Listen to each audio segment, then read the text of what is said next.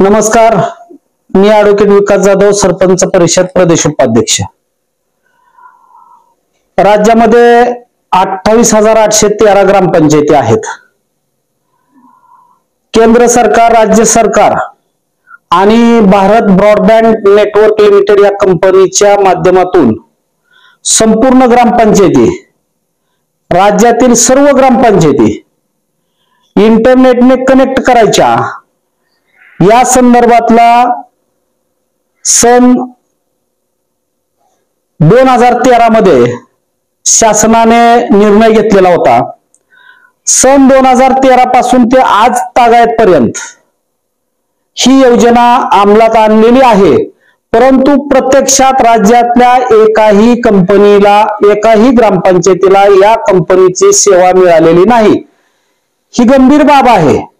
आमचे सरपंच परिषदेचे पुणे जिल्ह्याचे जिल्हा समन्वयक कुंडलिक कोहिनकर यांनी यापूर्वीही अनेक वेळा आवाज उठवला, शासन दरबारी आम्ही देखील पत्र व्यवहार केला आणि हे शासनाच्या निदर्शनास आणून दिलं की भारत ब्रॉडबँड नेटवर्क लिमिटेड या कंपनीची सेवा ग्रामपंचायतीला मिळत नाही। तथापि त्याकडे शासनाने दुर्लक्ष केलेलं आहे, म्हणून या कंपनी विरुद्ध कार्यवाही करावी आणि जो काही या योजनेच्या माध्यमातून लाखो कोटी रुपयेचा जो भ्रष्टाचार झालेला आहे त्याची चौकशी करावी आणि ते वसूल करावे अशी आमची मागणी आहे। खरं म्हणजे केंद्र सरकार आणि राज्य सरकार हे अशा कंपन्या शोधून त्यामध्ये कोण कोण आहेत, आम्ही माहिती अधिकारात, आमच्या पदाधिकाऱ्यांनी माहिती अधिकारात माहिती काढण्याचा प्रयत्न केला, परंतु त्यांना देखील हे भारत ब्रॉडबँड नेटवर्क लिमिटेड कंपनीचे कोण आहेत मालक ह्याची सुद्धा माहिती दिली नाही। ज्या वेळेस आमच्या सरपंच परिषदेच्या पदाधिकाऱ्यांनी याच्यावर आवाज उठवण्यास सुरुवात केली त्यावेळेस या कंपनीचं पुण्यातलं ऑफिसच हलवलं। म्हणजे गंभीर स्वरूपाचे विषय आहे हा। यामध्ये हजारो कोटी रुपयेचा भ्रष्टाचार झालेला आहे, तरी देखील त्याकडे शासन लक्ष देत नाही। म्हणजे शासनातल्या मंत्र्यांचेच कोणीतरी नातेवाईक ह्या कंपनीत असतील अशी सर्व राज्यातील सरपंच, उपसरपंच आणि ग्रामपंचायत सदस्यांच्या मनामध्ये भावना निर्माण झालेली आहे। म्हणून 28 फेब्रुवारी 2025 पासून आझाद मैदान या ठिकाणी आमचे सरपंच परिषदेचे पदाधिकारी कुंडलिक कोहिनकर यांच्यासह आमरण उपोषणासाठी बसलेले आहेत। मी राज्यातील सर्व सरपंच, उपसरपंच आणि ग्रामपंचायत सदस्यांना आवाहन करतो की ग्रामपंचायती सक्षम करण्यासाठी सातत्यानं मागच्या 75 वर्षामध्ये केंद्र सरकार, राज्य सरकार बोलतंय फक्त, परंतु त्या कोणत्याही निर्णयाचा व्यापारीकरण चालू आहे। त्यावर अनेक विषय आहेत। यापूर्वी देखील कॉम्प्युटर ऑपरेटर नेमणुकीच्या संदर्भात ते देखील कंपनीला टेंडर दिलं। कंपनी त्या ऑपरेटरला 6,000 रुपये देते आणि केंद्र सरकारनं 15 वित्त आयोग जो निधी दिला जातो त्यातून ती कंपनी 12,000 रुपये घेते। म्हणजे प्रत्येक ग्रामपंचायती मागे महिन्याला 6,000 रुपये त्या कंपनीला निष्करण दिले जातात।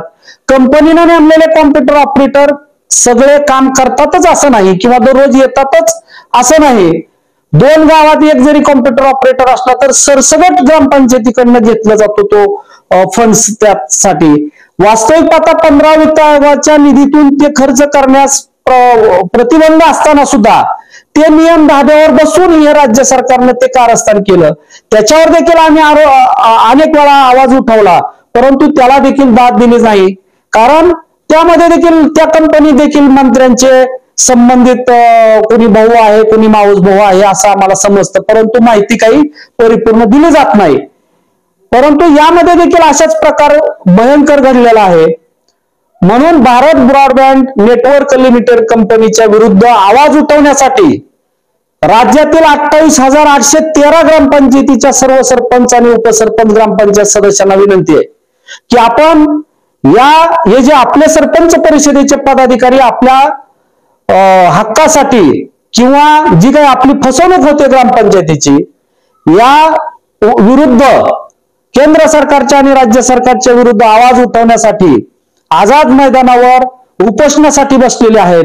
त्यांना पाठिंबा देण्यासाठी आपण सर्व राज्याच्या सर्व पदाधिकारी असतील, प्रत्येक जिल्ह्याचे जिल्हाध्यक्ष आणि इतर पदाधिकारी असतील, सर्वांनी सोमवारी 3 तारखेला 3 मार्च 2025 रोजी आझाद मैदान या ठिकाणी सकाळी 10 वाजता उपस्थित राहावं एवढी विनंती करतो.